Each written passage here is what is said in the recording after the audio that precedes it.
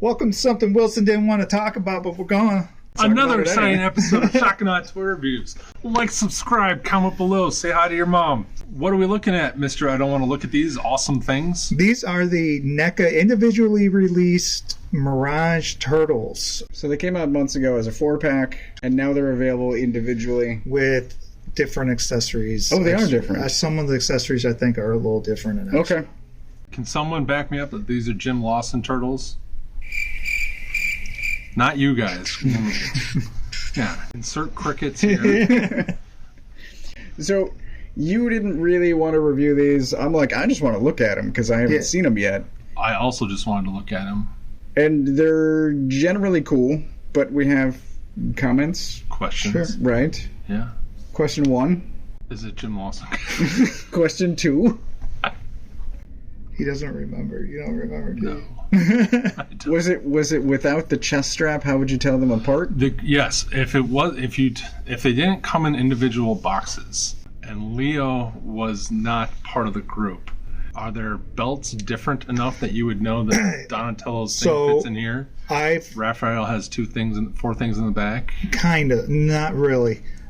Basically, the pieces that are different are the heads and the chests. They share the same legs and arms, and the hands. You get a bunch of different hands. Hands are interchangeable, but I did notice that like the markings, like if you look at Raph, he's all beaten up a lot compared to like Michelangelo and Donatello.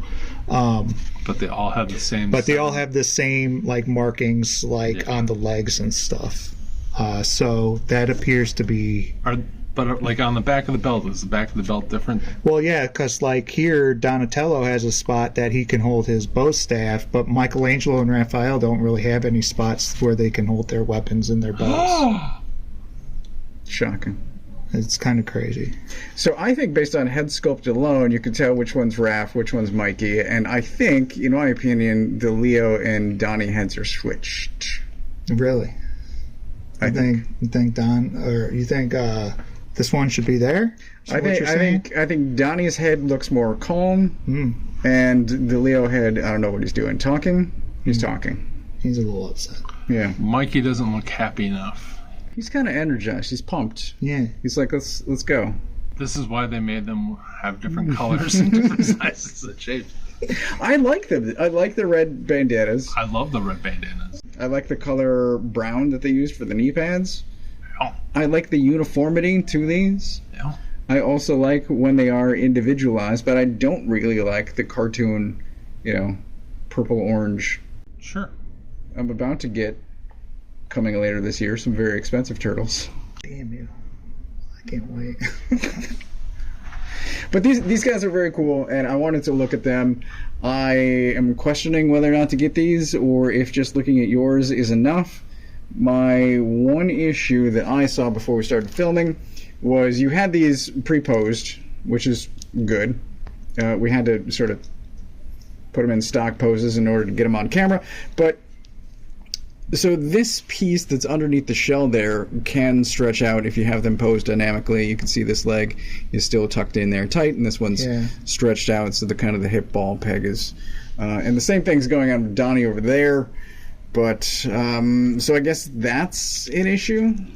But otherwise, I think they're well made. They move pretty well. There's a little bit of stiffness, but yeah, I have no fear of breaking. Yeah. My issue is that all the other third-party turtles have better articulation. Well, speaking of third-party turtles... So these guys have such... what's the word I want to use? Innovative, unique articulation, especially in the waist and the chest. Yeah. Compared to every NECA and every other turtle I've ever seen that I can remember. It's kind of like, well, these guys could do that, and they didn't mess up the sculpt. Why can't you do that? Right. I almost think there's a decision at NECA, sort of like Super 7 has made, where they're like, we don't want to break up the sculpt with more articulation. So the chest is always going to be a flat piece. Yeah. So that determines a lot. It does. But I like to pose my toys, and in my head, the turtles were just as movable as they could never possibly be in real life. Sure. For me, this is a strong recommend. These are my turtles. I grew up reading when they were looking like this in the comics. So I'm really happy. The stuff they come with, we didn't really talk about it that much. You get some weird stuff like Casey Jones' mask comes with Raphael for some reason. So some of it... That makes sense. I mean, it makes sense, but it's also like useless to me. Like, what's he gonna do with that? There's cool stuff like Mousers and stuff like that, but a lot of it I'm probably not gonna use. But I love them. This is the look I like. I highly recommend them, even though it was hard not to be a little disappointed, like when you compare them to Joy Toy and that Samurai Force. Yeah. You know, they're not on the same par, but these are good. These are really good NECA figures. I agree. Yeah, I do too. And one thing that I think I really like is the color green, because these on a shelf are really going to pop. Mm-hmm. I would get these, but I'm going to hold out for hope that they're going to give me colorized versions of the Ghost Last Ronin turtles. Oh. Well, here's hoping, and until that review, like and subscribe, comment below. Thanks for watching, and we'll talk to you later.